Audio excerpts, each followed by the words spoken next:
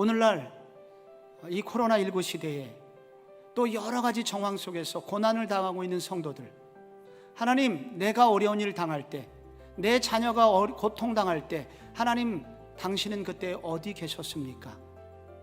라고 우리도 질문을 하게 됩니다. 왜 성도의 가정에, 왜 성도에게 이런 아픈 일이 일어나게 되는 것일까요?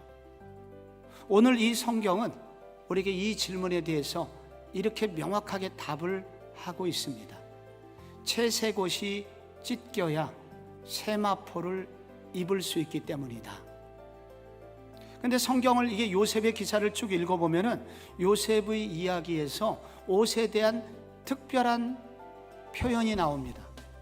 나중에 감옥에서 나오고 바로 앞에 인도함을 받아 꿈을 해몽했을 때 바로가 감격해서 제일 먼저 한 일이 이 창세기 41장 42절에 나옵니다.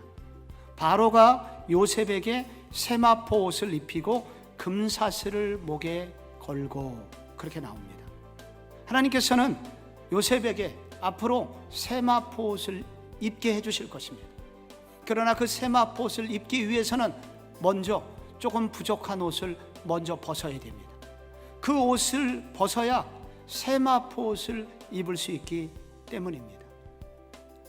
꿈이 현실이 되는 것을 경험한 사람들의 공통점은 먼저 이 채색옷이 찢겨지는 동일한 경험을 한다는 것입니다. 성경은 이것을 하나님의 훈련, 하나님의 사관학교에 입학했다고 다르게 표현합니다. 하나님은 우리 사랑하는 성도님들에게 세마포를 준비하고 계십니다. 하나님은 우리 성도들과 우리의 자녀들에게 세마포 옷을 입히시게 될 것입니다. 그러나 그 전에, 그 세마포를 입기 전에 우리의 채색옷이 벗겨져야 됩니다. 이게 찢어져야 됩니다. 이것이 이 가정에 아픔을 당해야 되는 이유였습니다. 그것만이 아닙니다. 왜 이 믿음의 가정에 이런 아픔이 시작됐을까요? 또 하나 생각해 봐야 될 일이 있습니다. 마지막으로 그 이유는 폭풍 가운데서도 세밀하게 정밀하게 인도하시는 하나님을 보여주기 위해서입니다.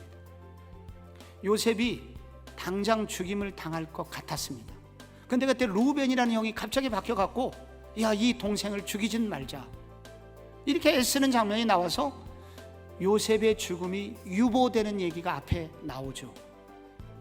우리는 팔려간 이후에 어떻게 됐는지 결과를 다 알고 있습니다.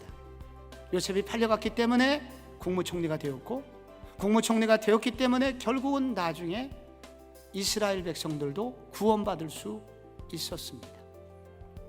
그런데 성경은 이 모든 일이 일어나기 전에 하나님께서 이 모든 일은 하나님이 계획하셨다는 것을 성경에서 알려줍니다.